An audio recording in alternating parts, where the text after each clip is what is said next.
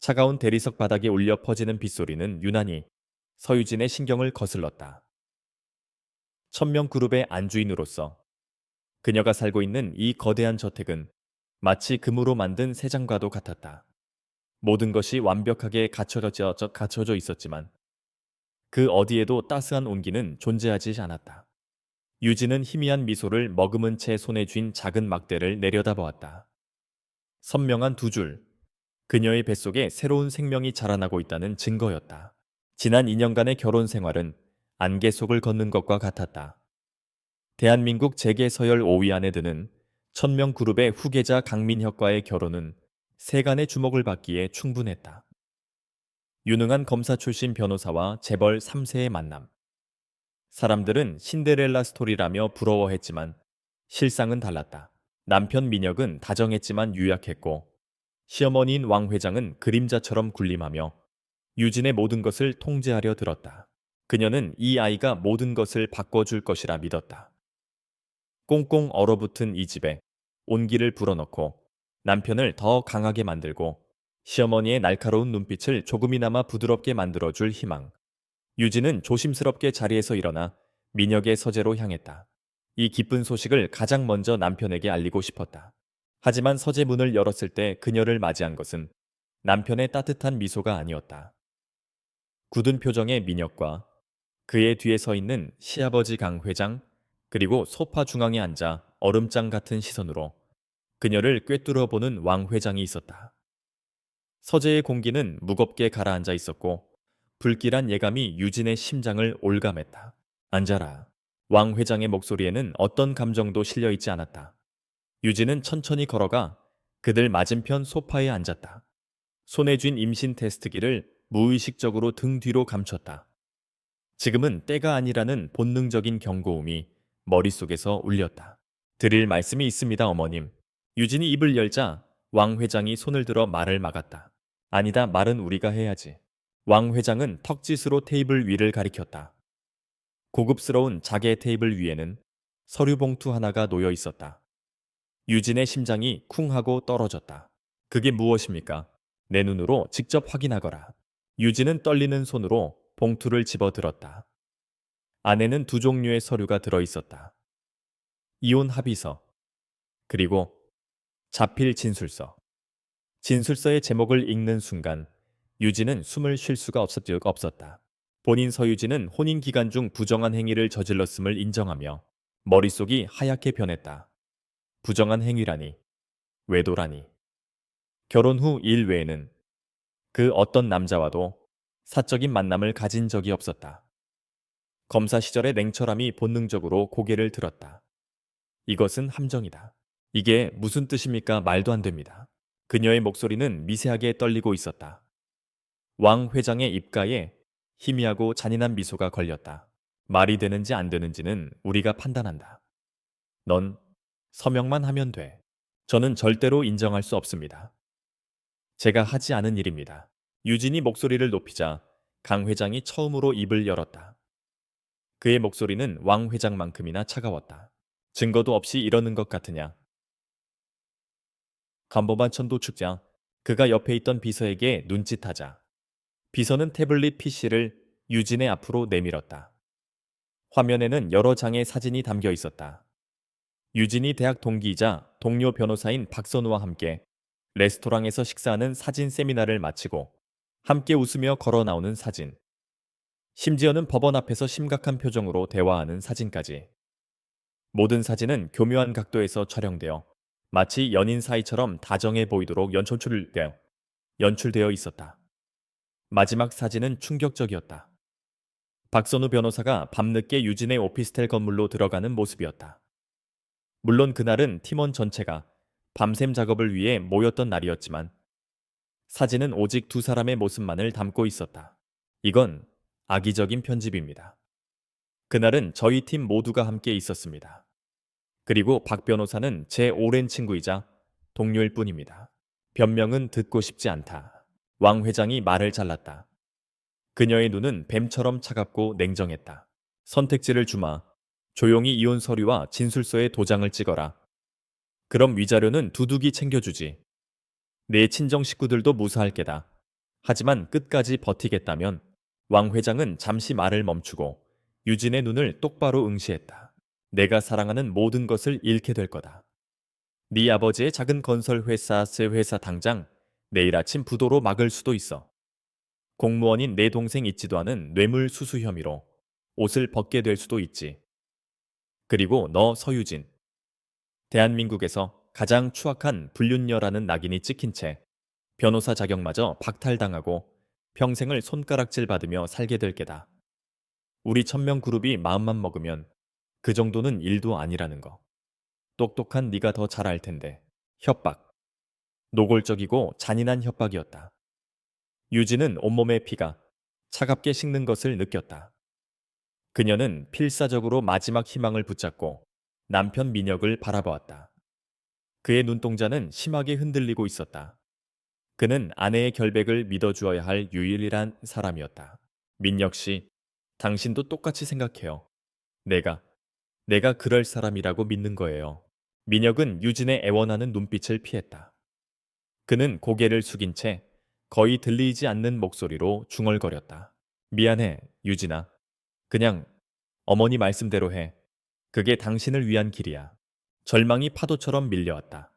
남편의 배신은 시어머니의 협박보다 더 날카로운 비수가 되어 유진의 심장을 찔렀다. 이 모든 것이 처음부터 계획된 것이었다. 그녀를 내쫓기 위한 완벽한 각본. 하지만 왜 결혼 생활 내내내 그녀는 며느리로서 아내로서 최선을 다했다. 단 한 번도 천명그룹의 이름에 흠집을 낸 적이 없었다. 도대체 왜 이토록 잔인한 방법을 써서 자신을 버리려는 것일까? 그때 등 뒤에 감추고 있던 임신 테스트기의 존재가 떠올랐다. 아이, 내 아이, 그리고 강민혁의 아이. 유진의 머릿속에서 수만 가지 생각들이 번개처럼 스쳐 지나갔다. 만약 이 아이의 존재를 알린다면 상황이 바뀔 수 있을까?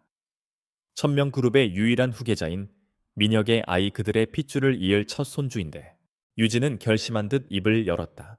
저 임신했습니다. 서재 안의 모든 소음이 멎었다. 빗소리마저 들리지 않는 듯한 절대적인 침묵이 흘렀다.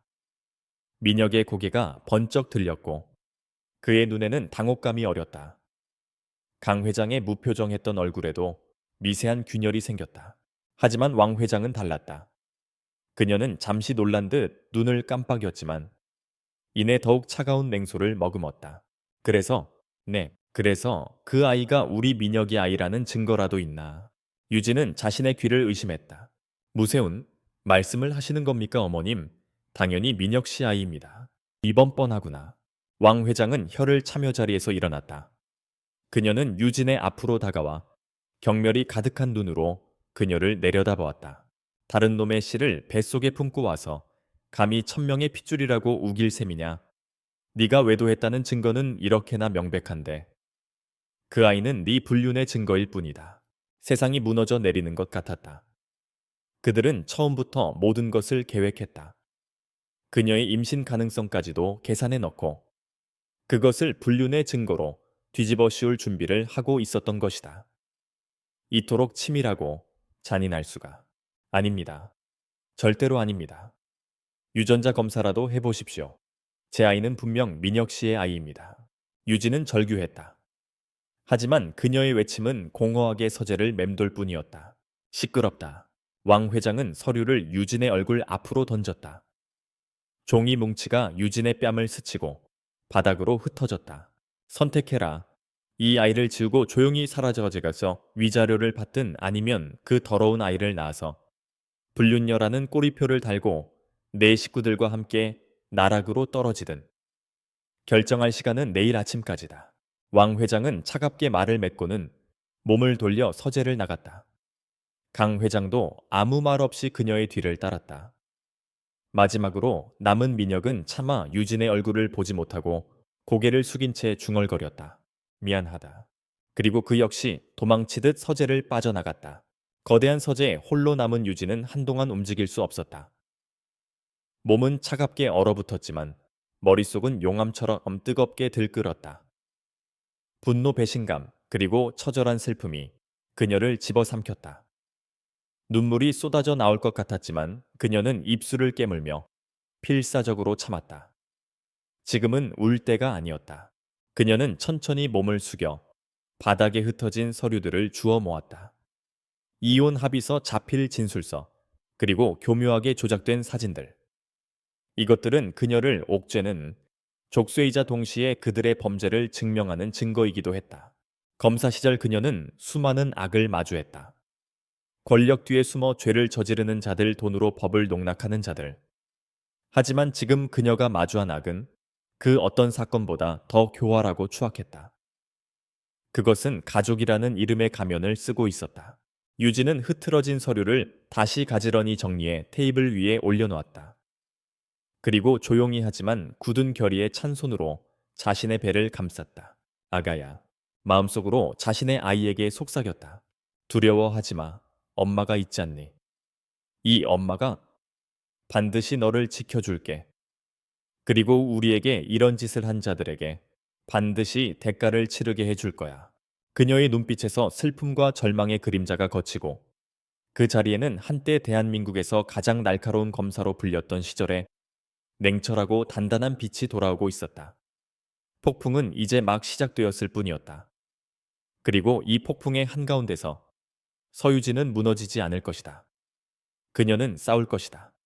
그녀의 아이를 위해, 그녀 자신의 명예를 위해, 그리고 짓밟힌 정의를 위해. 금으로 만든 세 장의 문은 닫혔지만 그 안에 갇힌 것은 가냘픈 새가 아니었다. 날개가 꺾인 척 숨죽이고 있는 가장 사나운 매였다. 다음날 아침 저택의 공기는 여전히 차가웠지만 미묘하게 달라져 있었다. 어젯밤의 폭풍이 지나간 후의 고요함. 그러나 그 속에는 승리자의 오만함과 패배자를 향한 감시의 눈길이 번뜩이고 있었다. 서유진은 밤새 한숨도 자지 못했다.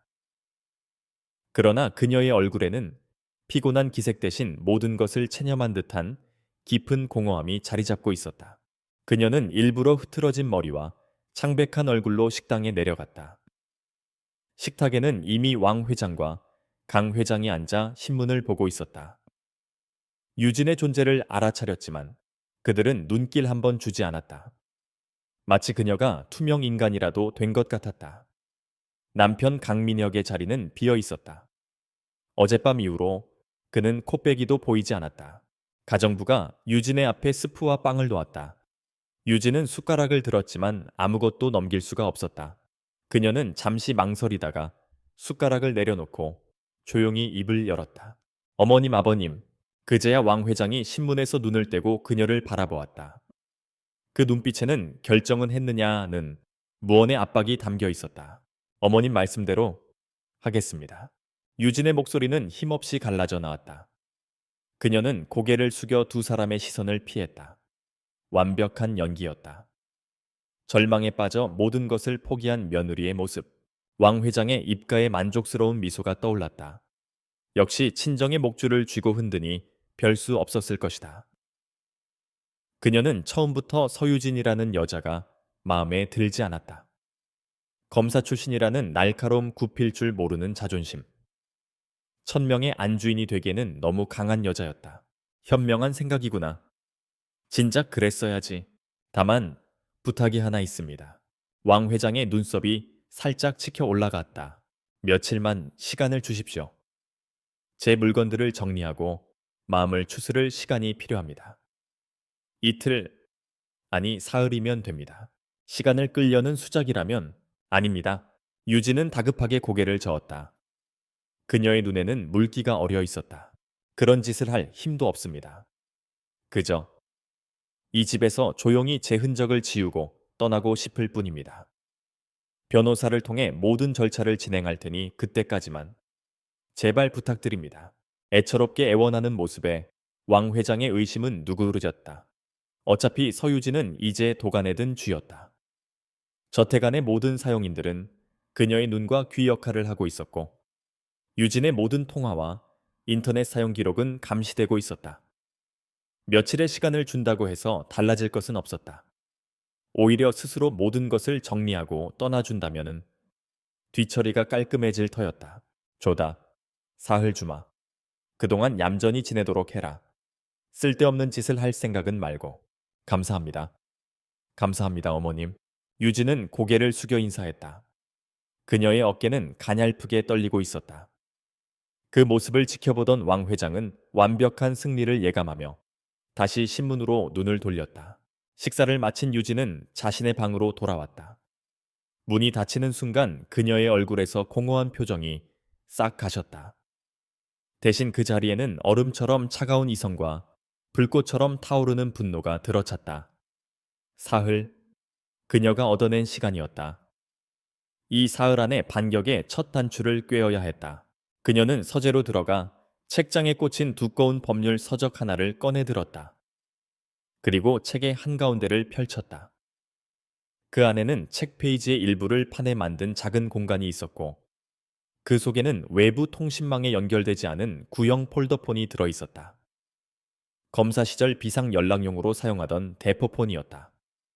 천명 그룹의 감시망을 피할 수 있는 유일한 수단이었다.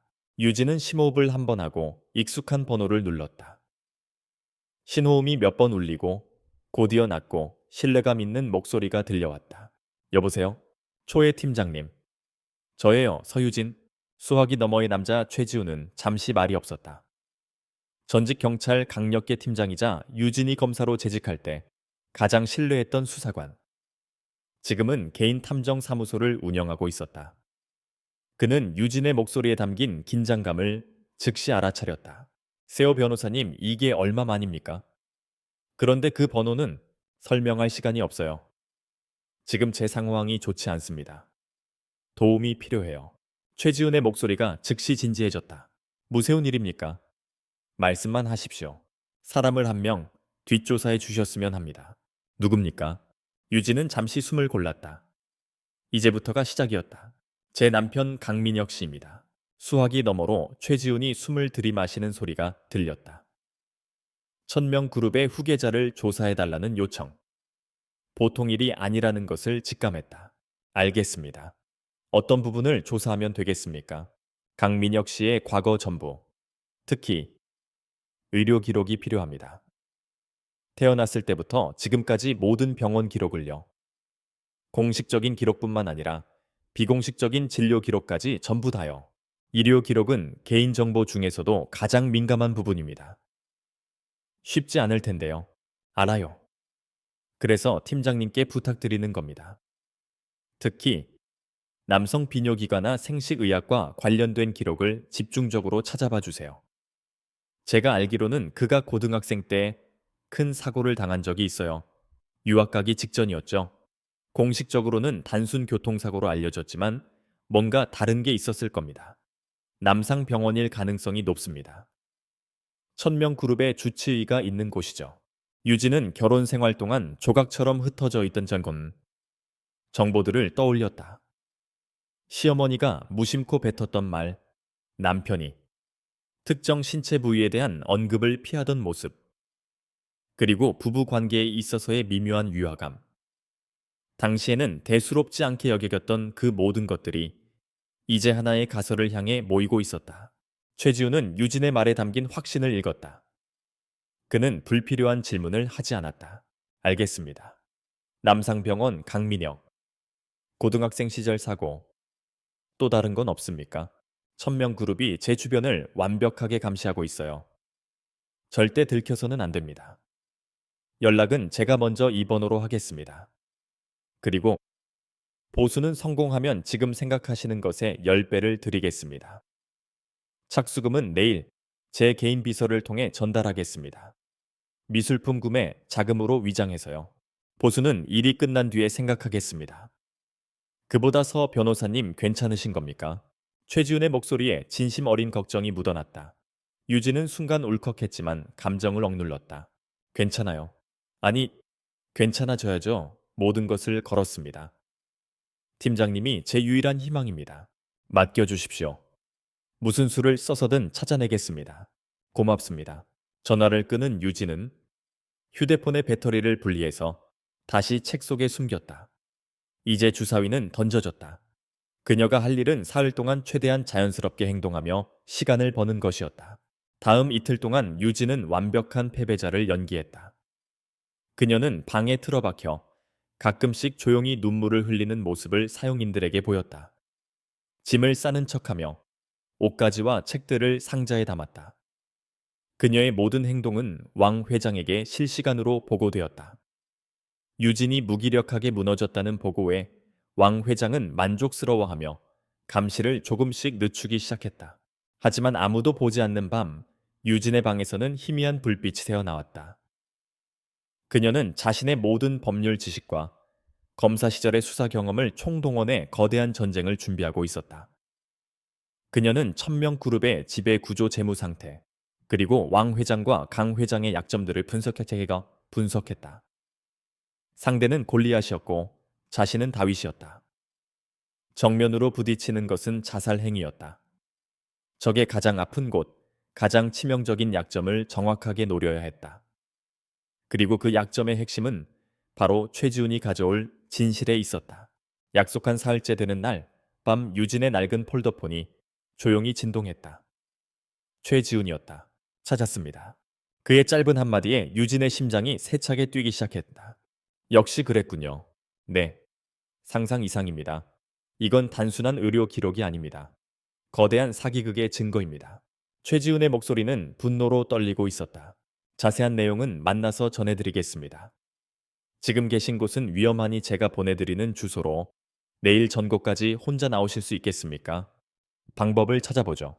조심하셔야 합니다. 그들은 보통 내기가 아닙니다. 알고 있어요. 내일부 뵙겠습니다. 전화를 끄는 유진은 창밖을 바라보았다. 칠흑 같은 어둠이 저택을 감싸고 있었다. 지난 며칠간 그녀를 짓누르던 절망의 어둠과는 다른 폭풍전야의 짙은 어둠이었다. 이제 그녀는 이 어둠을 뚫고 나아가야 했다. 혼자가 아니었다.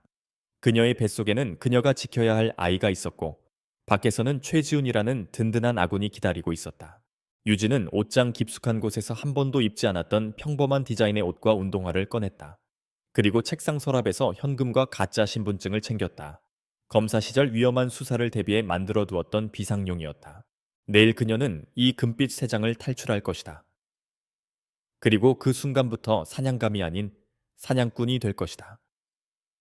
천명 그룹이라는 거대한 성벽에 첫 번째 균열을 내작지만 가장 날카로운 비수를 손에 쥔 채로 새벽 5시 거대한 저택이 가장 깊은 잠에 빠져드는 시간. 서유진은 숨을 죽인 채 방을 나섰다. 그녀의 발걸음은 소리가 나지 않았다. 지난 이틀간 그녀는 짐을 싸는 척하며 저택의 구조와 경비원들의 교대 시간 감시 카메라의 사각지대를 모두 파악해 두었다. 검사 시절 익혔던 현장 분석 능력이 이런 식으로 도움이 될 줄은 몰랐다. 그녀가 향한 곳은 동관 끝에 있는 작은 다용도실이었다. 그곳의 작은 창문은 정원의 덤불과 연결되어 있었고 유일하게 경보 장치가 낡아 가끔 오작동을 일으키는 곳이었다. 유진은 준비해둔 작은 도구로 조심스럽게 창문을 열었다. 차가운 새벽 공기가 훅 끼쳐왔다. 덤불 속으로 몸을 숨긴 그녀는 그림자처럼 움직였다. 담벼락 근처 정원사가 사용하는 작은 쪽문이 그녀의 탈출로였다. 자물쇠는 허술했다. 5분 뒤 유진은 마침내 금빛 세장을 벗어나 자유의 몸이 되었다. 하지만 이것은 끝이 아닌 또 다른 전쟁의 전쟁 시작일 뿐이었다. 그녀는 택시를 여러 번 갈아타며 의도적으로 동선을 흐트러뜨린 뒤 약속 장소인 서울 외곽의 한 낡은 인쇄소로 향했다. 잉크와 종이 냄새가 가득한 곳, 기계 소리가 모든 대화를 묻어버릴 수 있는 최적의 장소였다. 인쇄소 2층 사무실에서 최지훈이 그녀를 기다리고 있었다. 그의 얼굴은 며칠 사이에 반쪽이 되어 있었지만 눈빛만은 형형하게 빛나고 있었다. 그는 유진을 보자마자 말없이 서류 봉투 하나를 내밀었다. 고생 많으셨어요, 팀장님. 아닙니다. 이걸 보고 나면 제 고생은 아무것도 아니라고 생각하실 겁니다. 유진은 봉투를 받아 열었다. 안에는 낡은 마이크로필름 몇 개와 그것을 확대한 사진, 그리고 몇 장의 의료 기록 사본이 들어 있었다. 그녀는 떨리는 손으로 서류를 넘겼다. 강민혁, 혈액형, AB형. 그리고 진단명 칸에 적힌 두 글자. 무종자증, 우징치정. 선천적인 원인으로 인한 영구적인 불임. 고등학교 시절 당했다는 교통사고는 사실 자전거를 타다 당한 심각한 낙상 사고였고 그때의 부상으로 생식 능력을 완전히 상실했다는 내용이었다. 진단 날짜는 강민혁이 18세 되던 해였다. 남상병원의 비뇨기과 과장 정열로 대외비 도장이 찍혀 있었다.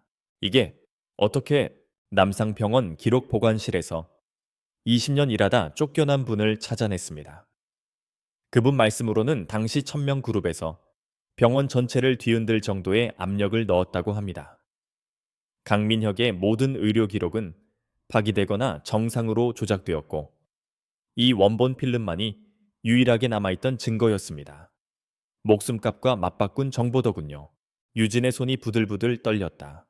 이것은 단순한 거짓말이 아니었다. 완벽한 사기 결혼이었다. 그들은 강민혁이 아이를 가질 수 없다는 사실을 처음부터 알고 있었다. 알면서도 그녀와 결혼시켰다. 왜 천명그룹의 이미지를 위한 방패막이 대를 이을 수 없다는 후계자의 치명적인 약점을 가리기 위한 위장이 필요했던 것이다.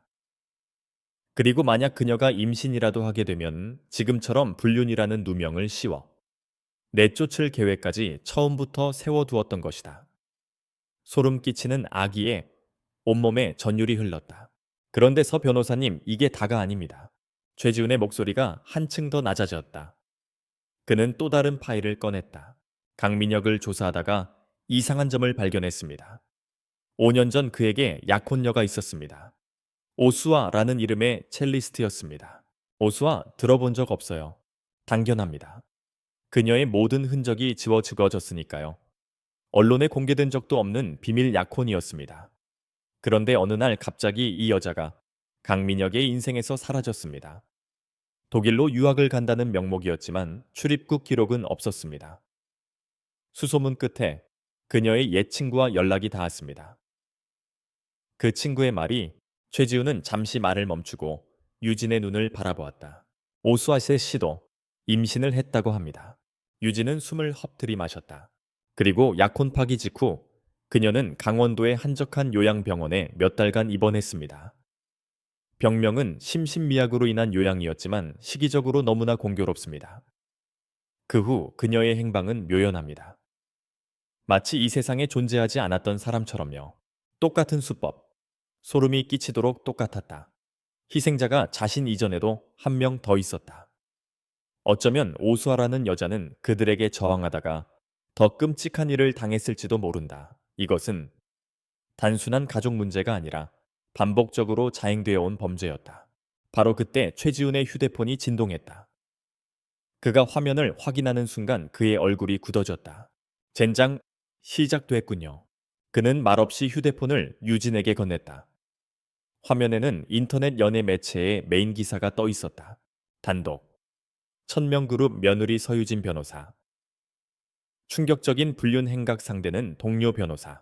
기사를 클릭하자 어젯밤 그들이 유진에게 보여주었던 조작된 사진들이 쏟아져 나왔다. 사진과 함께 자극적인 내용들이 가득했다. 유진이 평소에도 사생활이 문란하 있으며 돈을 보고 강민혁에게 의도적으로 접근했다는 식의 악의적인 소설이었다.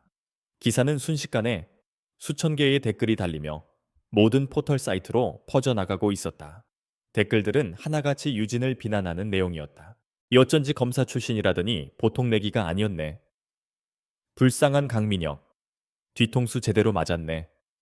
애까지 가졌다는데 그 애는 누구 애야? 천명그룹이 움직이기 시작한 것이다.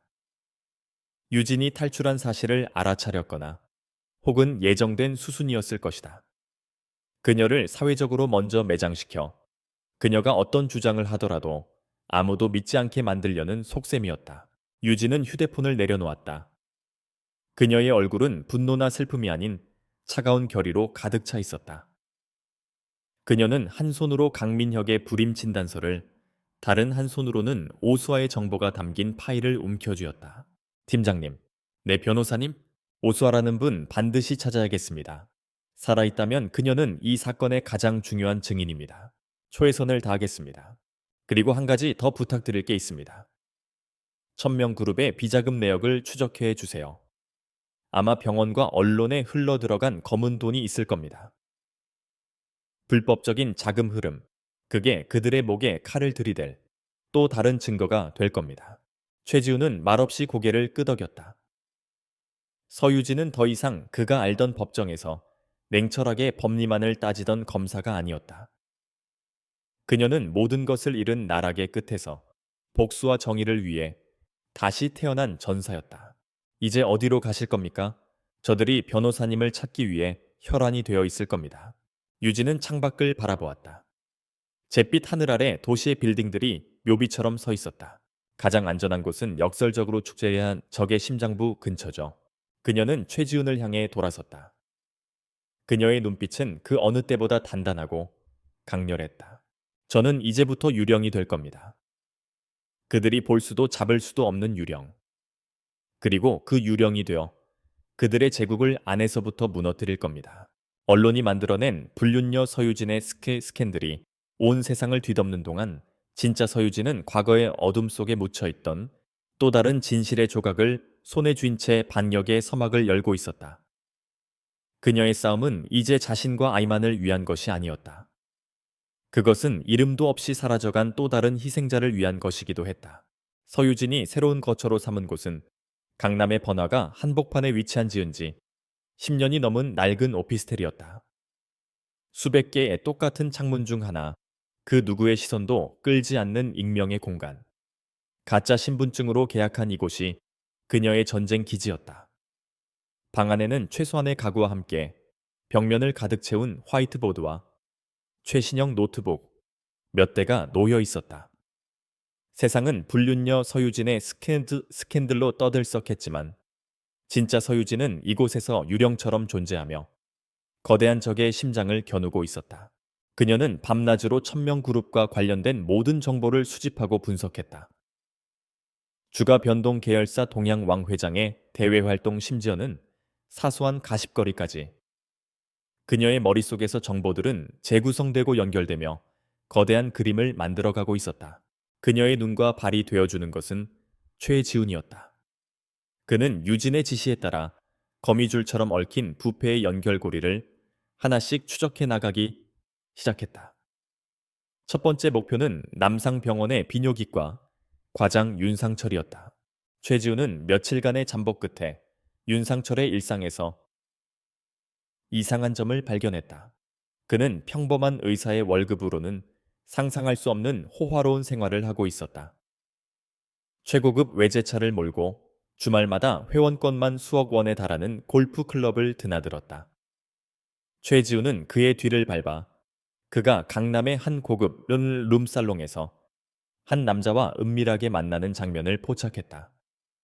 그 남자는 천명그룹 법무팀의 핵심 인물인 박상무였다. 빙고! 망원 렌즈로 그들의 모습을 촬영하던 최지우는 나지막이 읊조렸다. 그는 더 깊이 파고들었다. 윤상철의 아내 명의로 된 페이퍼 컴퍼니를 찾아냈고 그 회사의 계좌로 몇 년에 걸쳐 수억 원의 자금이 흘러 들어온 사실을 밝혀냈다. 자금의 출처는 천명그룹의 해외 계열사를 통해 세탁된 비자금이었다. 강민혁의 진실을 묻어준 대가였다. 두 번째 목표는 스캔들 기사를 최초로 보도한 기자 김민석이었다. 그는 진실을 파헤치는 기자라는 가면을 쓰고 있었지만 실상은 돈에 따라 펜대를 놀리는 하이에나였다. 최지훈의 조사 결과 김민석의 딸이 최근 미국의 한명문 예술고등학교에 입학했으며 연간 1억 원에 달하는 학비 전액을 익명의 후원자로부터 장학금 형태로 지원받고 있다는 사실이 드러났다. 그 익명의 후원자가 누구인지는 불보듯 뻔했다. 이사 기자, 이제 변호사 차례인가요? 안전가옥에서 화상통화로 보고를 받던 유진이 차갑게 말했다. 그녀는 천명그룹이 내밀었던 이혼 합의서를 다시 한번 꼼꼼히 검토했다. 서류의 문체와 법률 용어 사용 방식에서 특정인의 스타일이 느껴졌다. 재벌가의 더러운 뒤처리를 전문으로 하는 것으로 악명 높은 법무법인 태산의 대표 박동진 변호사. 그는 합법과 불법의 경계를 아슬아슬하게 넘나들며 의뢰인의 승리를 위해서라면 어떤 수단과 방법도 가리지 않는 인물이었다. 박동진이 개입했다는 것은 천명그룹이 이 일을 단순한 이혼 소송이 아닌 완벽한 제거 작전으로 기획했다는 의미였다. 의사기자 변호사. 돈과 권력으로 맺어진 부패의 삼각편대가 완성되었다. 하지만 유진은 이것이 전부가 아니라고 직감했다. 아직 풀리지 않은 가장 중요한 퍼즐 조각이 남아 있었다. 바로 그녀의 불륜 상대로 지목된 동료 박선우 변호사였다. 그는 왜 침묵하는가? 그는 결백했다. 그렇다면 당연히 자신의 명예를 위해 반박하고 싸워야 했다. 하지만 스캔들이 터진 이후 그는 다니던 로펌에서 해고당하고 모든 연락을 끊은 채 잠적한 상태였다. 마치 모든 혐의를 인정하는 것처럼. 팀장님, 박선우 변호사를 찾아주세요. 그가 입을 열어야 이 게임의 판을 뒤집을 수 있어요. 알겠습니다. 그런데 이상한 점이 있습니다. 박 변호사의 계좌를 추적해봤지만 1000명 쪽에서 돈이 들어온 흔적이 전혀 없습니다. 보통 이런 경우엔 입막음용으로 거액을 줬을 텐데요. 돈이 아니라면 협박이겠죠. 유진의 눈이 날카롭게 빛났다. 그녀는 박선우의 모든 것을 다시 처음부터 되짚어보기 시작했다. 그의 가족관계 재산 상태, 주변 인물들. 그러다 그녀는 한 가지 사실에 주목했다. 박선우의 아버지는 작은 인쇄 업체를 운영하고 있었다. 그리고 그 업체는 최근 몇 년간 경영난으로 여러 차례 세무조사를 받았지만 기적적으로 위기를 넘겨왔다. 팀장님, 박선우 변호사 부친의 회사 선우정밀인쇄의 최근 세무 관련 자료를 전부 확인해 주세요. 뭔가 있을 겁니다. 최지우는 곧바로 움직였다. 그리고 며칠 뒤 그가 가져온 정보는 유진의 예상이 정확했음을 증명했다. 선우정밀인쇄회는 전원은 수년에 걸쳐 분식회 회계와 탈세를 저질러 왔다. 만약 이 사실이 밝혀진다면 박선우의 아버지는 당장 구속될 상황이었다. 하지만 누군가의 비호 아래 세무조사는 번번이 형식적으로 끝나쳤었다. 그리고 그 비호의 배후에는 천명그룹과 연결된 전직 국세청 고위 간부가 있었다. 모든 조각이 맞춰졌다. 천명그룹은 돈으로 박선우를 매수한 것이 아니었다. 그의 아버지의 범죄를 약점 삼아 그의 목을 옥죄고 있었던 것이다. 침묵하지 않으면 아버지가 감옥에 갈 것이라는 잔인한 협박. 박선우는 자신의 명예와 아버지의 안위 사이에서 결국 가족을 택할 수밖에 없었던 것이다. 그는 공범이 아니었다. 또 다른 피해자였다. 유진은 화이트보드 중앙에 천명그룹이라고 썼다. 그리고 그 주변으로 선을 그어 윤상철 과장, 김민석 기자, 박동진 변호사를 연결했다. 그들의 이름 아래에는 각각 매수 뇌물라고 적었다. 그리고 마지막으로 박선우 변호사의 이름을 쓰고 그 아래에는 협박 가족이라고 썼다. 거짓말로 얽히고 설킨 거대한 거미줄이 한눈에 들어왔다. 왕 회장을 중심으로 한 1000명 일가가 어떻게 돈과 권력으로 사람들을 조종하고 한 사람의 인생을 무참히 짓밟았는지가 명확하게 보였다. 분노가 치밀어 올랐지만 유진은 냉정함을 잃지 않았다. 상대의 전력을 파악했으니 이제는 공격 계획을 세워야 했다. 이 거미줄의 가장 약한 고리, 가장 먼저 끊어내야 할 부분을 찾아야 했다. 유진은 박선우의 이름에 붉은색 동그라미를 쳤다. 그는 협박의 피해자이기에 양심의 가책을 가장 크게 느끼고 있을 사람이었다. 만약 그의 안전을 보장해주고 그의 아버지를 구할 방법을 찾아낸다면 그는 이 모든 부패의 사슬을 끊어버릴 가장 강력한 무기가 될 수 있었다. 팀장님, 박선우 변호사와 접촉해야겠어요. 하지만 아주 조심스럽게요. 아마 그 역시 1000명의 감시를 받고 있을 겁니다. 유진의 목소리는 차분했지만 그 안에는 강철 같은 의지가 담겨 있었다. 그녀는 더 이상 도망자가 아니었다. 거대한 부패 시스템의 지도를 손에 넣은 전략가로서 그녀는 이제 방역의 첫 수를 둘 준비를 마쳤다. 이 거짓의 네트워크를 해체하기 위한 첫 번째 작전이 조용히 막을 올리고 있었다. 박선우를 아군으로 만드는 작전은 살얼음판을 걷는 것과 같았다. 그는 1000명 그룹의 감시를 받고 있을 가능성이 높았고 섣부른 접촉은 그와 유진 모두를 위험에 빠뜨릴 수 있었다. 최지우는 며칠간 박선우의 주변을 맴돌며 그의 동태를 파악했다. 그는 로펌에서 해고된 후 거의 집 밖으로 나오지 않으며 폐인처럼 지내고 있었다.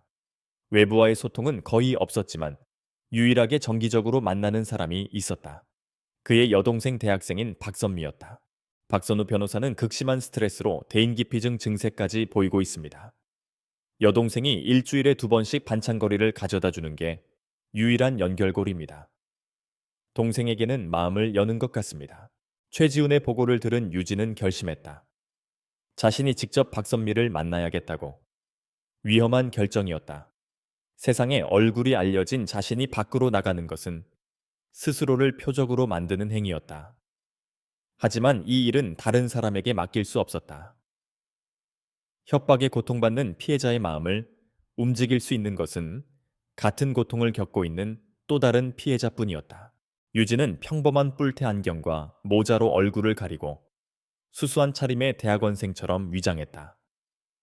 그리고 최지훈이 파악한 박선미의 동선에 따라 그녀가 자주 가는 대학 도서관으로 향했다.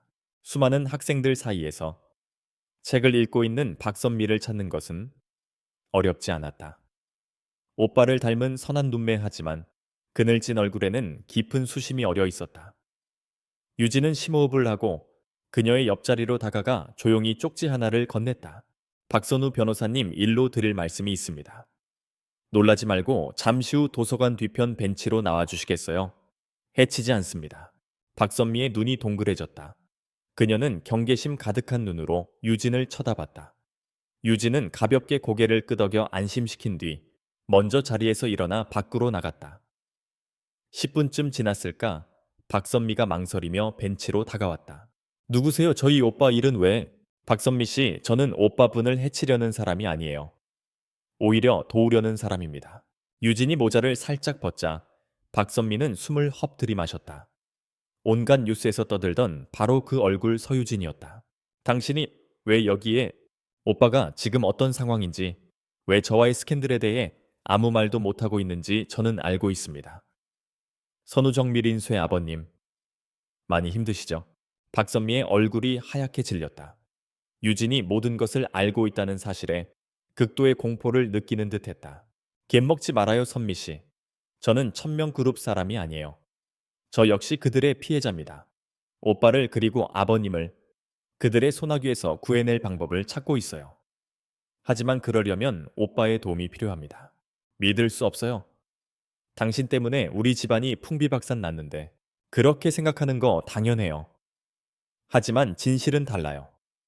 우리 모두는 천명그룹이라는 거대한 악마가 짜놓은 판 위에서 놀아나고 있는 장기 말일 뿐이에요.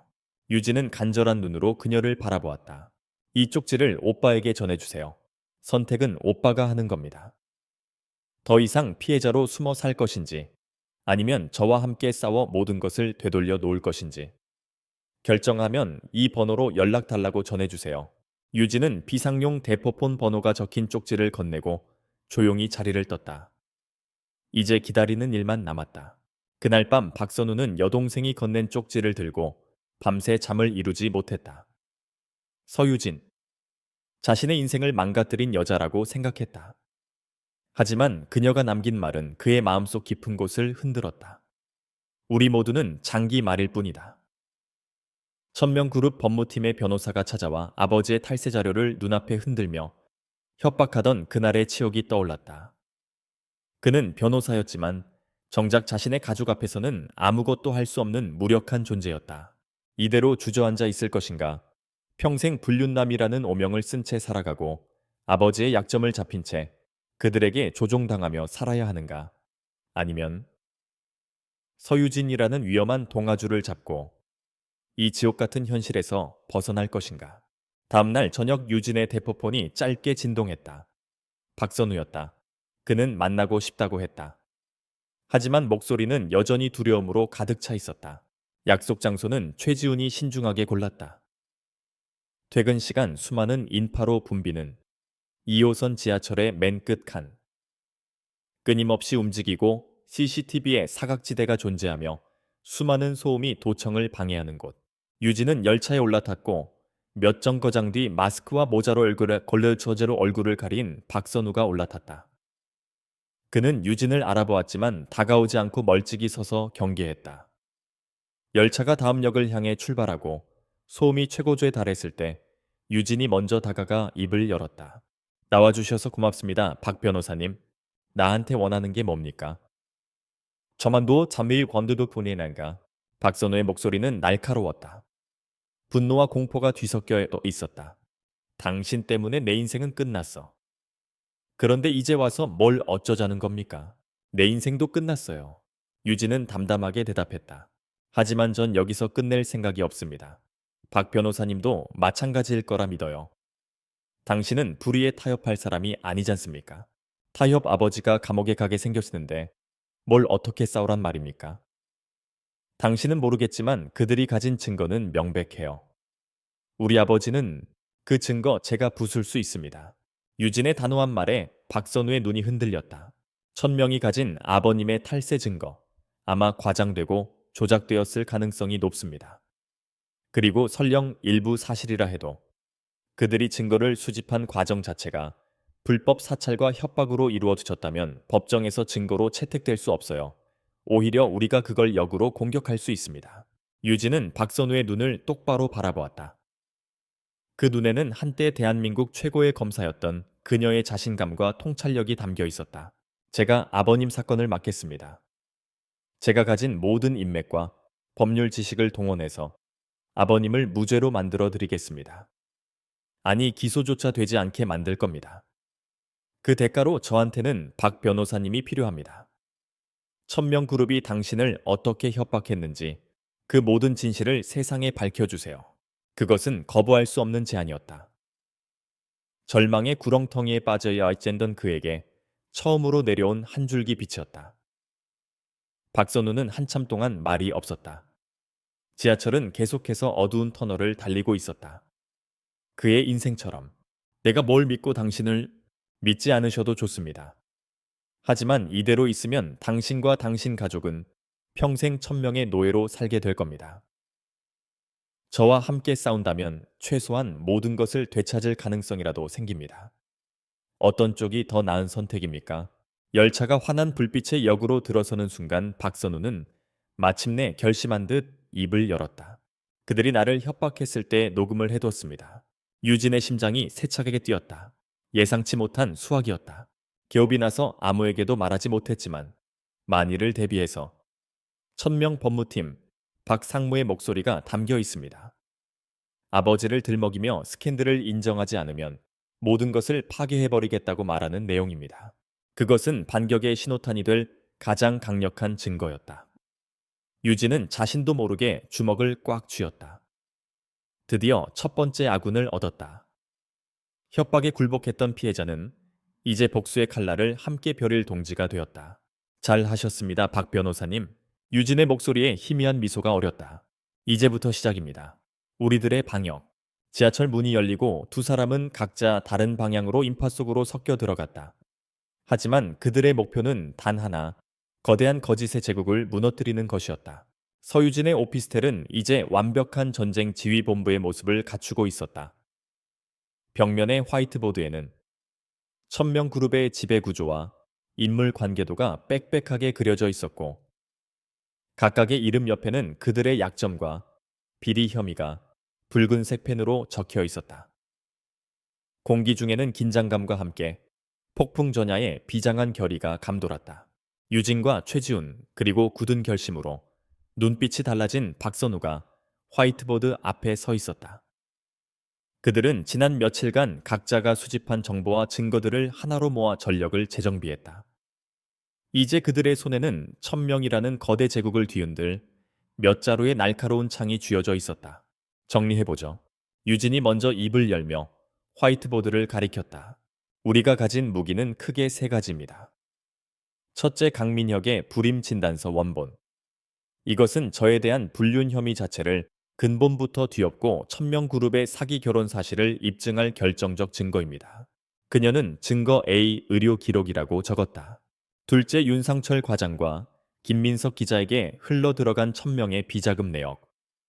이것은 그들이 단순한 가족 문제가 아니라 돈으로 여론과 진실을 조작하는 범죄 집단임을 보여주는 증거죠. 그녀는 증거 비부패의 고리라고 썼다. 그리고 마지막으로 박 변호사님이 가진 협박 녹취록. 이것은 그들의 수법이 얼마나 비열하고 불법적인지를 증명하는 살아있는 증거입니다. 유진은 증거 시 직접 증거라고 쓰고는 박선우를 향해 고개를 끄덕였다. 박선우의 얼굴에는 더 이상 두려움이 아닌 싸우고자 하는 의지가 서려 있었다. 이 무기들을 가지고 어떻게 싸울 것인가? 이제부터가 중요합니다.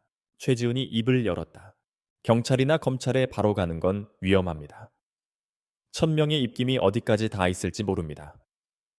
괜히 증거만 넘겨주고 묵살당할 수 있습니다. 맞아요. 유진이 동의했다. 정면 공격은 가장 마지막 수단입니다. 우리는 먼저 성벽을 외부에서부터 무너뜨려야 합니다. 그들이 가장 두려워하는 방식으로요. 유진은 펜을 들고 3단계 공격 계획이라고 썼다. 1단계 아군 확보 및 방어벽 구축. 가장 시급한 문제입니다. 박 변호사님 아버님의 세무 문제를 해결해야 합니다. 우리가 공격을 시작하면 1,000명은 가장 먼저 박 변호사님의 아버님을 공격할 겁니다. 그들의 손에 쥔 칼을 먼저 무력화시켜야 합니다. 유진은 박선우를 바라보았다. 제가 그들의 세무조사 자료를 검토했습니다. 허점투성입니다. 절차상의 위법성도 발견되었고요. 지금부터 저와 함께 아버님 사건에 대한 법적 대응 논리를 완벽하게 구축하는 겁니다. 동시에 국세청 내부 감찰팀에 1,000명과 유착된 전직 간부에 대한 익명의 투서를 넣을 겁니다. 샅샅이 파헤치지는 못하더라도 그들이 함부로 아버님을 건드리지 못하게 만드는 족쇄가 될 겁니다. 박선우는 주먹을 불끈 쥐었다. 자신을 올가매던 가장 큰 공포로부터 벗어날 길이 보이기 시작했다. 제가 뭘 하면 되겠습니까? 아버님을 설득해서 저희에게 사건을 맡겨달라고 해주세요. 그리고 관련된 모든 자료를 넘겨주십시오. 이제부터 박 변호사님은 피해자가 아니라 이 사건의 공동 변호인입니다. 유진의 말에 박선우는 힘차게 고개를 끄덕였다. 다음은 2단계 여론전과 경제적 압박. 유진은 말을 이었다. 김민석 기자 같은 쓰레기들이 장악한 주류 언론은 믿을 수 없습니다. 우리는 그 누구의 눈치도 보지 않는 가장 집요하고 독립적인 탐사보도 전문 매체를 찾아야 합니다. 최 팀장님, 그런 곳을 몇 군데 추려주실 수 있겠습니까? 또한 네번의 축제를 일으키는 물론입니다. 광고나 외압에 흔들리지 않는 곳들이 몇 군데 있습니다. 접촉은 극비리에 진행하겠습니다. 좋습니다. 그들에게는 우리가 가진 증거 중 일부 즉 1,000명의 비자금이 언론과 의료계에 흘러 들어간 내역을 먼저 제보할 겁니다. 강민혁의 개인적인 의료 기록은 아직 공개하지 않습니다. 우선 1,000명 그룹의 도덕성에 치명타를 입혀 대중이 등을 돌리게 만드는 겁니다. 유진의 눈빛이 차갑게 빛났다. 동시에 1,000명 그룹의 주주들에게도 경고를 보내야 합니다. 특히 외국계 기관 투자자들이나 소액 주주 연대 같은 곳들이요. 저는 주주 명부를 가지고 있습니다. 익명으로 서한을 보낼 겁니다. 1,000명 그룹의 오너 리스크가 곧 터질 것이다. 후계자의 건강 문제와 관련된 거대한 스캔들이 숨겨져 있다는 내용으로요. 주가를 흔들어 왕 회장을 압박하는 겁니다. 그녀에게 가장 고통스러운 건 돈과 경영권을 잃는 것이니까요. 최지훈과 박선우는 숨을 죽인 채 유진의 계획을 들었다. 그것은 법정 싸움을 넘어선 한 기업의 존폐를 뒤흔들 수 있는 거대하고 치밀한 전쟁 계획이었다.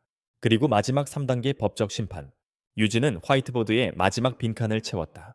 여론이 들끓고 주가가 폭락하고 1,000명 그룹 내부에 균열이 생기기 시작했을 때 그때가 우리가 모든 증거를 들고 검찰청 정문으로 걸어 들어갈 시간입니다.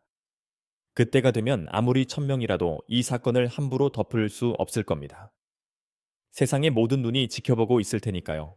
계획은 완성되었다. 오피스텔 안에는 무거운 침묵이 흘렀다. 세 사람은 잠시 말없이 서로를 바라보았다. 작은 다윗들이 거대한 골리앗을 향해 던질 돌팔매를 준비하고 있었다. 유진은 조용히 자신의 배를 감쌌다. 뱃속의 아이가 작게 움직이는 것이 느껴졌다. 이 모든 싸움의 이유이자 그녀가 절대 포기할 수 없는 존재. 아가야, 조금만 기다려. 엄마가 너에게 떳떳한 세상을 만들어줄게. 그녀는 마음속으로 되뇌었다. 그럼 이제 각자 맡은 일을 시작하죠. 유진의 선언과 함께 폭풍 전야에 고요했던 지휘본부는 분주하게 움직이기 시작했다. 박선우는 아버지를 위한 법률 서류를 검토하기 시작했고, 최지우는 탐사 보도 매체와 접촉할 안전한 루트를 확보하기 위해 전화를 걸었다.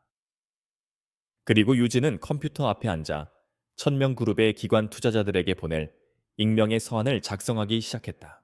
한 글자 한 글자 그녀가 타이핑하는 것은 단순한 문장이 아니었다. 그것은 거대한 성벽을 무너뜨릴 균열의 시작이었고 거짓의 제국을 향한 선전포고였다. 바깥 세상은 여전히 그녀를 향한 비난으로 소란스러웠지만 폭풍의 눈 속에 있는 그들은 그 어느 때보다 고요하고 냉철했다. 진짜 폭풍은 아직 시작되지 않았다. 그리고 그 폭풍이 몰아칠 때 그 중심에는 서유진이 서 있을 것이다. 그녀는 더 이상 피해자가 아니었다. 심판의 번개를 손에 쥔 복수의 여신이었다. 천명그룹의 정기 주주총회가 열리는 특급 호텔의 그랜드 볼룸은 대한민국의 부와 권력을 한자리에 모아놓은 듯했다. 황금빛 샹들리에 아래 잘 차려입은 재계 인사들과 기관 투자자들, 그리고 우호적인 언론사 기자들이 자리를 가득 메웠다. 단상 위에는 왕 회장과 강 회장, 그리고 후계자 강민혁이 앉아 있었다. 그들의 얼굴에는 제국의 주인으로서의 자신감과 오만함이 가득했다. 왕 회장은 부드러운 카리스마로 지난 1년간의 눈부신 경영 성과를 발표했다. 주주들의 박수가 터져 나왔다.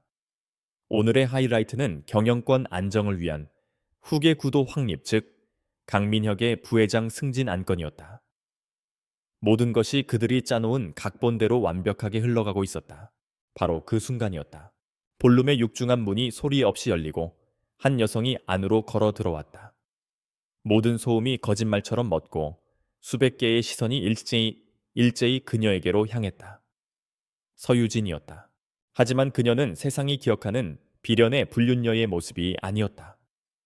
몸에 꼭 맞는 날카로운 검은색 정장, 흐트러짐 없는 올림머리, 그리고 모든 감정을 지운 차가운 얼굴. 그녀는 패배자가 아닌 전쟁에 나선 장군의 모습으로 당당하게 연 회장 중앙을 가로질렀다. 왕 회장의 얼굴이 순식간에 굳어졌다.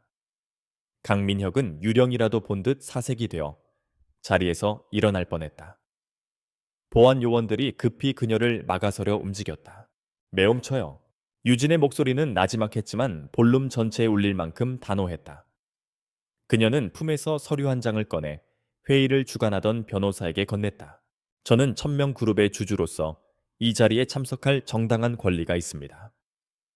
본인들이 직접 작성해서 효력이 발생한 혼전 계약서 11조 사망을 확인해 보시죠. 회의장 곳곳에서 술렁임이 터져 나왔다.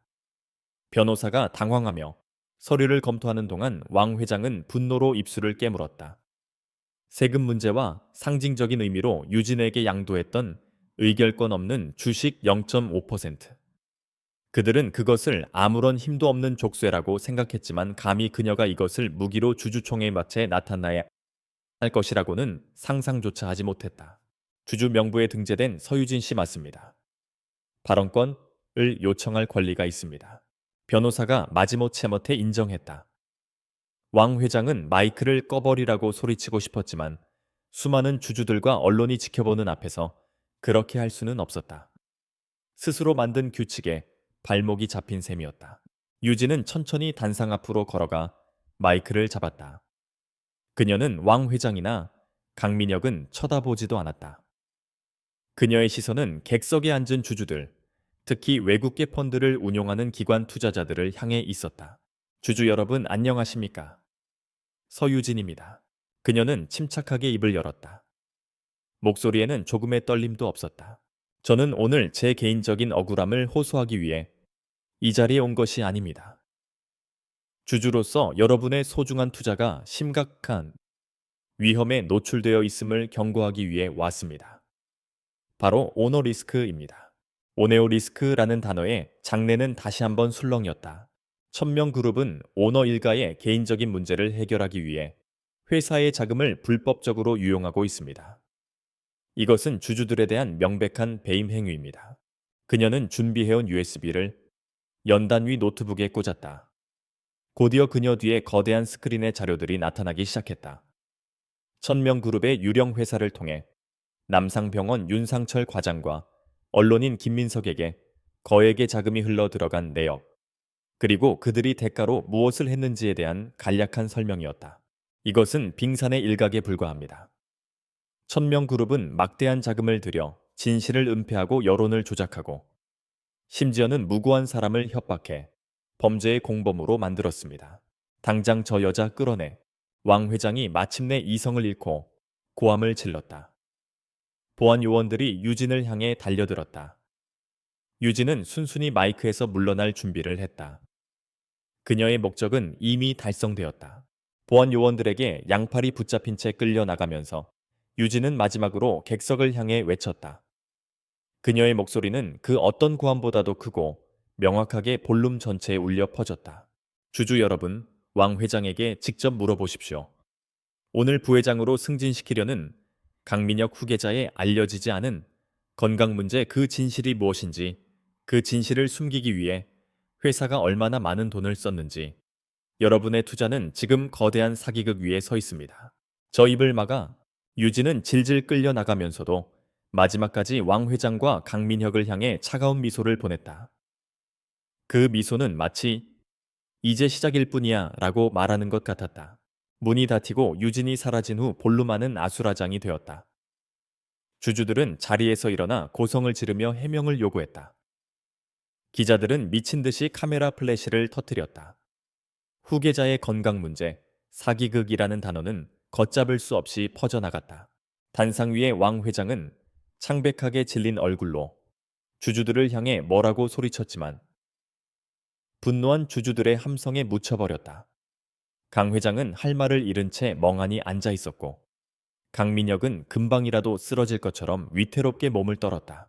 볼룸 한쪽에 설치된 경제방송 모니터의 주식 시세 표식이 그곳에 떠있던 천명그룹의 주가가 붉은색 화살표와 함께 수직으로 곤두박질치기 시작했다. 고요했던 제국에 유진이 던진 작은 돌멩이 하나가 거대한 파문을 일으키고 있었다. 견고해 보였던 성벽에 첫 번째 균열이 생겼다. 그리고 그 균열은 이제 걷잡을 수 없이 벌어지기 시작할 것이다. 전쟁의 서막은 가장 화려한 무대 위에서 가장 극적인 방식으로 막을 올렸다. 서유진이 주주총회장에서 끌려 나온 지 채 10분도 되지 않아 대한민국은 발칵 뒤집혔다. 그녀가 던진 폭탄은 그저 시작에 불과했다. 안전가옥의 모니터 앞 유진과 최지훈 박선우는 모든 뉴스 채널에서 생중계되는 천명그룹의 아수라장을 지켜보고 있었다. 기자들의 질문, 세례 분노한 주주들의 고함 사색이 된 왕 회장의 얼굴. 유진은 말없이 최지훈을 향해 고개를 끄덕였다. 지금입니다. 최지훈은 미리 준비해둔 노트북에 전송 버튼을 눌렀다. 그 순간 대한민국에서 가장 집요하기로 소문난 독립탐사보도 매체 아르고스의 홈페이지에 새로운 기사가 올라왔다. 천명게이트의 모든 것, 후계자 불임 불륜 스캔들 조작, 그리고 거대한 부패의 기록. 그것은 단순한 의혹 제기 기사가 아니었다. 수십 개의 증거 파일이 첨부된 완벽한 폭로였다. 첫 번째 파일은 강민혁의 원본 의료 기록이었다. 무정자증이라는 붉은색 글자가 선명했다. 서유진의 불륜 혐의가 원천적으로 불가능했음을 증명하는 그 어떤 변명도 통하지 않을 쇠사슬이었다. 두 번째 파일은 박선우 변호사를 협박했던 천명그룹 박상무의 목소리가 담긴 녹취록 전문이었다. 음성 분석을 통해 박상무의 목소리가 맞다는 전문가의 소견서까지 첨부되어 있었다. 세 번째 파일은 천명의 유령 회사가 의사와 기자에게 돈을 보낸 계좌이체 내역 전체였다. 돈의 흐름이 날짜별로 명확하게 정리되어 있었다. 그리고 마지막으로 박선우 변호사의 단독 인터뷰 영상이 올라왔다. 그는 더 이상 침묵하지 않았다. 담담하지만 단호한 목소리로 천명그룹으로부터 어떤 협박을 받았는지, 그로 인해 자신과 가족이 어떤 고통을 겪었는지 모두 털어놓았다. 기사가 올라온 지 1분 만에 서버가 마비될 정도로 접속자가 폭주했다. 내용은 순식간에 모든 온라인 커뮤니티와 SNS로 퍼져나갔다. 여론은 180도, 아니 360도 뒤집혔다. 불과 몇 시간 전까지 희대의 불륜녀였던 서유진은 거대 재벌의 음모에 맞서 싸우는 영웅이 되었다. 동정과 연민의 대상이었던 강민혁은 전 국민을 상대로 사기극을 벌인 유약한 거짓말쟁이로 전락했다. 천명게이트, 전제 힘내요. 서유진, 왕 회장, 구속하라 같은 해시태그가 실시간 검색어 순위를 장악했다. 청와대 국민청원 게시판에는 천명 그룹에 대한 철저한 수사를 촉구하는 청원이 올라와 몇 시간 만에 20만 명의 동의를 얻었다. 대중의 분노는 들불처럼 번져나갔다. 그 시각 지옥으로 변한 곳은 천명 그룹의 총수 일가가 사는 저택이었다. 이게 다 당신 때문이야. 강 회장이 처음으로 왕 회장을 향해 고함을 질렀다. 그의 얼굴을 구출은 전액 전배다. 분노와 공포로 일그러져 있었다. 내가 뭐라고 했소? 너무 밀어붙이지 말라고. 서유진 그 아이는 보통 내기가 아니라고. 내가 말하지 않았어. 당신의 그 오만함이 결국 이 집안을 통째로 불태운 거란 말이오. 닥치세요. 왕 회장은 온몸을 부들부들 떨며 소리쳤다. 그녀의 우아한 가면은 산산조각 나 있었다. 실패한 건 당신의 무능한 아들놈 때문이지. 자기 몸뚱이 하나 간수 못해래져. 이 모든 사단을 만든 게 누군데. 모든 비난의 화살은 방 한구석에서 넋을 잃고 앉아있던 강민혁에게로 향했다. 그는 멍한 눈으로 부모를 바라보다가 갑자기 광기 어린 웃음을 터뜨렸다. 하하하하. 내 탓이라고요. 날 이렇게 만든 게 누군데. 평생을 어머니 꼭두각시로 살게 하고 사랑하지도 않는 여자와 결혼시켜 내 약점을 가리려고 했던 게 누군데. 차라리 그때 다 솔직하게 말했어야 했어.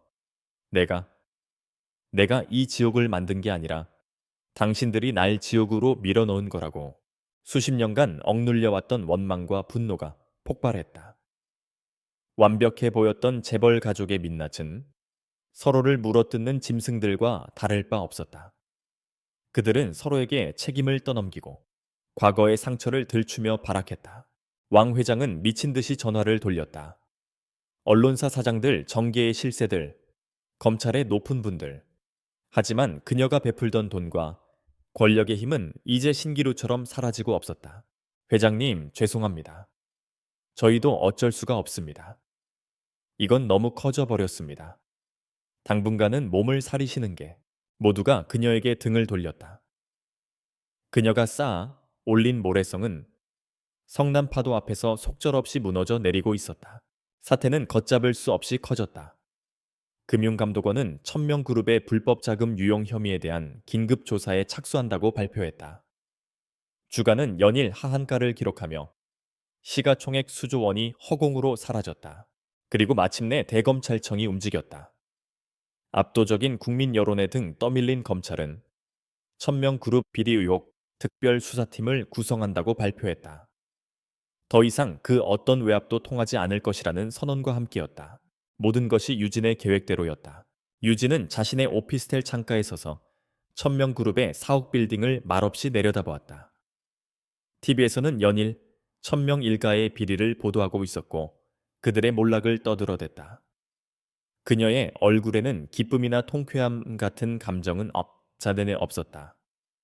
오직 폭풍이 지나간 뒤의 고요함 그리고 비장함만이 감돌았다. 그녀는 자신의 두 손을 내려다보았다. 한때는 법전과 기록을, 또 한때는 이혼 서류를 쥐었던 손. 이제 그 손은 그 어떤 떨림도 없이 고요했다. 여론이라는 가장 큰 법정은 이미 판결을 내렸다.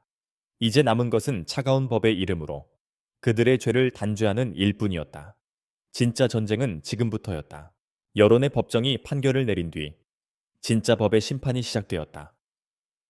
더 이상 숨어 지낼 필요가 없어진 서유진은 서울중앙지방검찰청 정문 앞에 섰다.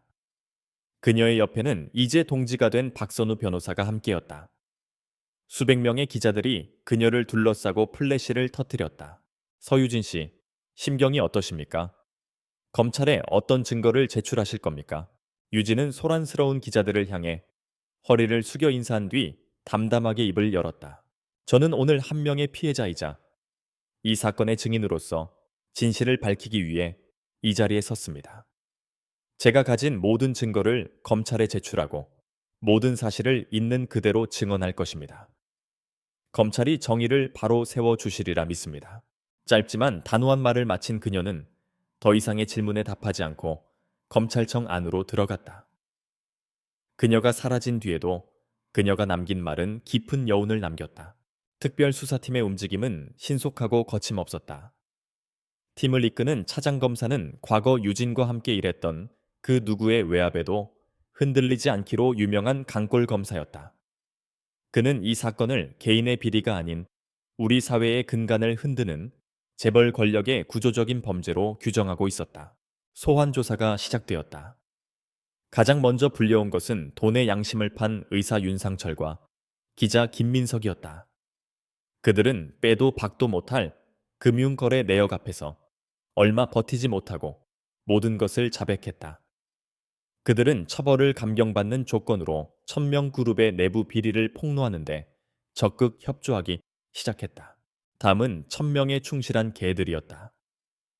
박선우를 협박했던 박상무와 재벌가의 뒤처리를 도맡았던 법무법인 태산의 박동진 변호사가 소환되었다. 녹취록과 자금 흐름이라는 명백한 증거 앞에 그들의 방어 논리는 힘없이 무너졌다. 조직의 꼬리들은 살아남기 위해 앞다투어 몸통을 물기 시작했다. 그리고 마침내 천명일가에 대한 소환 통보가 이루어졌다. 언론은 포토라인에 서게 된 그들의 모습을 실시간으로 중계했다. 왕 회장은 끝까지 꼿꼿한 자세를 유지하려 애썼지만 분노와 치욕으로 파르르 떨리는 턱을 감추지는 못했다. 강 회장은 10년은 늙어 보이는 얼굴로 고개를 숙인 채 검찰청으로 들어섰다. 가장 비참한 모습은 강민혁이었다. 그는 모든 것을 잃은 사람처럼 텅 빈 눈으로 기자들 앞을 스쳐 지나갔다. 한때 재벌 3세로서 누렸던 모든 빛은 사라지고 연민과 조롱의 대상이 된 초라한 남자만이 남아 있었다. 검찰의 수사망은 그들의 숨통을 서서히 그리고 확실하게 조여왔다. 특히 강민혁에 대한 신문은 강도 높게 진행되었다. 그는 처음에는 부모가 시키는 대로 모르쇠로 일관하려 했지만 그의 나약한 정신은 오랜 시간을 버텨내지 못했다. 강민혁 씨, 담당 검사가 날카로운 눈으로 그를 쏘아보았다.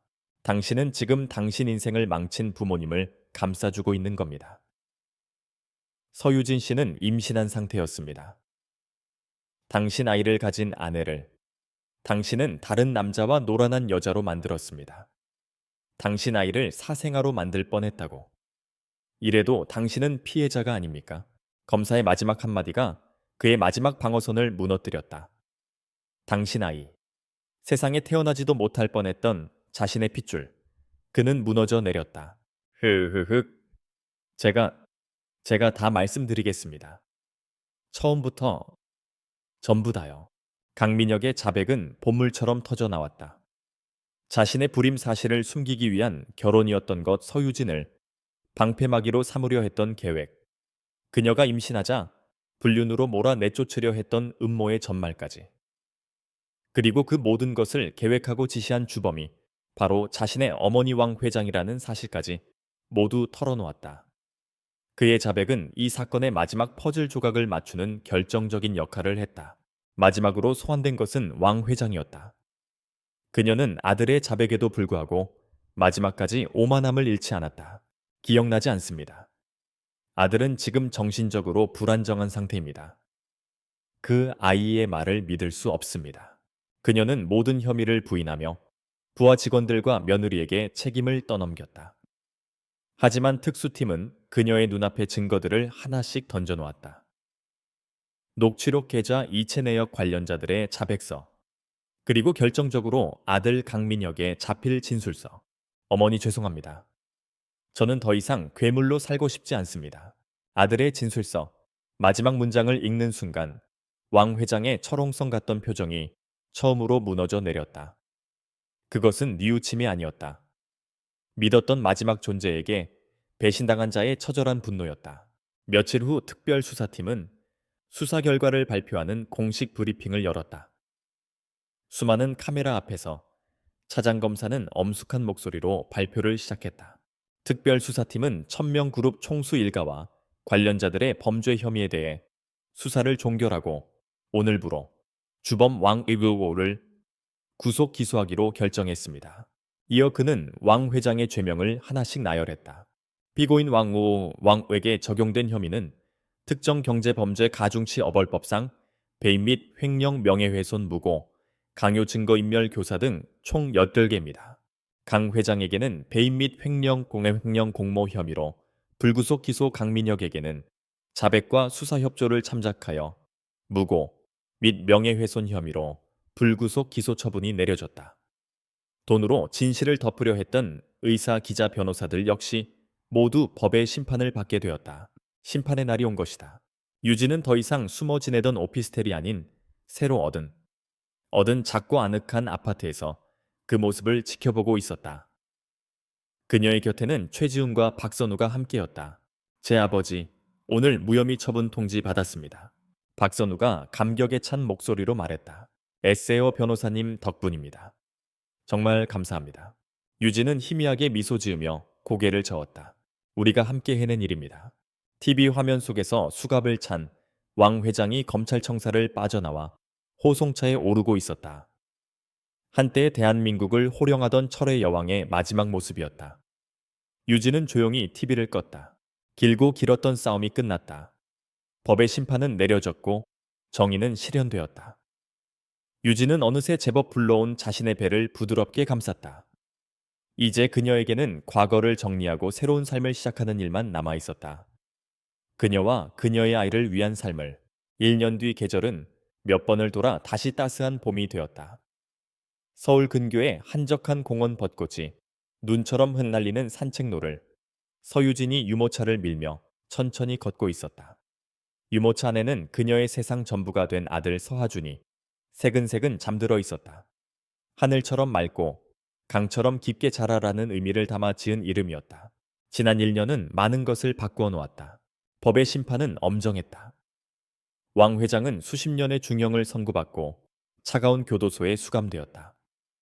철옹성 같던 그녀의 제국은 한순간에 무너져 내렸다. 강 회장은 집행유예를 선고받았지만 모든 명예를 잃고 폐인처럼 지내고 있었다. 강민혁은 가장 낮은 형량을 선고받은 뒤 모든 것을 정리하고 속죄하겠다며 해외로 떠났다. 다시는 한국 땅을 밟지 않을 것이라는 말만 남긴 채였다. 대한민국 재계를 호령하던 천명그룹은 오너 일가의 퇴진과 함께 전문 경영인 체제로 전환되었다. 주가는 폭락과 회복을 거듭하며 안정을 찾아갔지만 과거의 영광은 재가 되어 흩어졌다. 유진은 이혼 소송과 손해배상 청구를 통해 아들 하준의 몫으로 천명그룹의 상당한 지분을 받았다. 그것은 복수의 전리품이 아니었다. 아들의 미래를 지키고 새로운 시작을 하기 위한 최소한의 발판이었다. 며칠 뒤 유진은 작은 건물 앞에 섰다. 방패법률지원재단이라는 현판이 햇살 아래 반짝이고 있었다. 그녀가 받은 배상금과 지분 대부분을 쏟아부어 만든 곳이었다. 거대 권력의 횡포 앞에 쓰러져가는 약자들을 위한 법률적인 방패가 되어주겠다는 그녀의 오랜 꿈이 현실이 되는 순간이었다. 개소식에는 화려한 하객들 대신 진심으로 그녀를 응원하는 찬 그녀를 응원하는 사람들이 모였다. 말끔한 정장 차림의 박선우 변호사는 이제 재단의 든든한 상임 변호사가 되어 있었다. 그는 아버지의 누명을 벗은 뒤 유진과 함께 약자들을 위한 법률 활동에 헌신하기로 결심했다. 덥수룩한 수염을 밀고 한결 깔끔해진 최지우는 재단의 협력탐정사무소 대표 자격으로 참석했다. 그는 여전히 음지에서 움직이며 돈 없고 힘없는 의뢰인들을 위해 증거를 찾아 뛰어다니고 있었다. 유진은 단상에 올라 마이크를 잡았다. 그녀의 시선은 객석에 앉은 사람들 그리고 그 너머의 세상을 향해 있었다. 저는 한때 법이 가진 힘을 믿었습니다. 법은 만인 앞에 평등하며 정의를 실현하는 가장 강력한 도구라고 생각했습니다. 하지만 동시에 법이 강자의 손에 들어갔을 때 얼마나 무서운 흉기가 될 수 있는지도 뼈저리게 경험했습니다. 그녀의 목소리는 차분했지만 깊은 울림이 있었다. 그래서 이 자리를 만들었습니다. 방패재단은 법이라는 칼에 상처 입은 사람들을 위한 곳입니다. 돈과 권력의 무게에 짓눌려 목소리조차 내지 못하는 분들을 위한 곳입니다. 저희는 그분들의 상처를 보듬고 그분들의 목소리가 되어 그분들을 위한 가장 단단한 방패가 되어 드릴 것입니다. 그녀는 잠시 말을 멈추고 객석 한편에 앉아 자신을 향해 미소 짓고 있는 한 여성을 바라보았다. 오수아. 최지훈이 수소문 끝에 찾아낸 1000명의 또 다른 희생자였다. 그녀는 과거의 상처로 모든 것을 포기한 채 시골에서 숨어 지내고 있었다. 유진은 재단 설립 전 가장 먼저 그녀를 찾아갔다. 그리고 법률적 정신적 지원을 아끼지 않았다. 오수아는 최근 재단의 도움으로 1000명 그룹을 상대로 한 손해배상 소송에서 승소했고 다시 첼로를 잡을 용기를 얻었다. 그녀의 존재는 방패 재단의 존재 이유 그 자체였다. 어둠이 깊을수록 작은 빛은 더 밝게 빛납니다. 저희는 그 작은 빛이 되려 합니다. 세상을 바꾸는 거창한 일이 아닐지라도 한 사람의 억울한 눈물을 닦아주고 무너진 삶을 다시 일으켜 세울 수 있다면 그것만으로도 저희의 존재 이유는 충분하다고 믿습니다. 연설이 끝나자 뜨거운 박수가 터져 나왔다. 유진은 환하게 웃으며 고개를 숙였다. 모든 행사가 끝나고 다시 공원으로 돌아온 유진은 벤치에 앉아 잠든 아들의 얼굴을 가만히 들여다보았다. 벚꽃 잎 하나가 아가의 통통한 볼 위로 사뿐히 내려앉았다. 유진은 조심스럽게 꽃잎을 떼어냈다. 그녀의 인생을 송두리째 흔들었던 폭풍은 지나갔다. 상처가 완전히 아문 것은 아니었지만 그녀는 더 이상 과거에 얽매여 살지 않았다. 증오는 또 다른 증오를 낳을 뿐이라는 것을 그녀는 알고 있었다. 대신 그녀는 자신의 상처를 다른 사람을 치유하는 힘으로 승화시키는 길을 택했다. 아가야 세상은 때로 아주 차갑고 무서운 곳이란다. 하지만 기억하렴. 아무리 춥고 어두운 밤이 길어도 새벽은 반드시 온다는 것을. 유진은 마음속으로 아들에게 속삭였다. 그녀는 더 이상 1000명 그룹의 며느리도 복수에 불타던 검사도 아니었다. 그녀는 한 아이의 어머니였고 상처 입은 이들의 방패였으며 스스로의 힘으로 새로운 새벽을 열어낸 한 명의 강인한 여성이었다. 저 멀리 도시의 스카이라인 너머로 해가 저물고 있었다. 하지만 그것은 끝을 알리는 어둠이 아니었다. 더 찬란한 내일의 아침을 예고하는 아름답고 평화로운 노을이었다. 유진은 아들의 작은 손을 꼭 잡고 다가올 새로운 아침을 기다렸다. 그녀의 인생에 마침내 진짜 평화로운 새벽이 오고 있었다.